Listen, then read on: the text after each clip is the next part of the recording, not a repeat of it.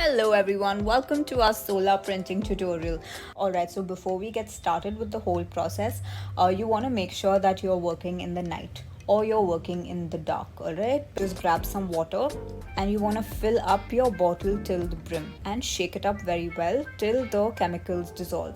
Now the next step is to mix equal portions of the part A and part B, and then we're going to take our handmade paper and we're just gonna coat the whole paper with this solution.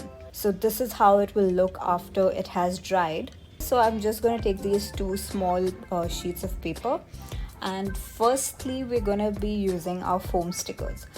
Alright, so you just want to cover your paper and your flowers with the acrylic sheet. So now we can take this out in the sun, and we leave it out in the sun for between 10 to 20 minutes, and now we can see our prints. Alright, so you want to remove these stickers first. So what you want to do is take your paper and dip it into the water. So you just want to keep swishing it in water till the yellow color goes away. So you use a little bit of the hydrogen peroxide and it becomes an even deeper blue. This is the whole process of solar printing. I hope you learned something fun, and we will see you in the next one. Thank you for watching.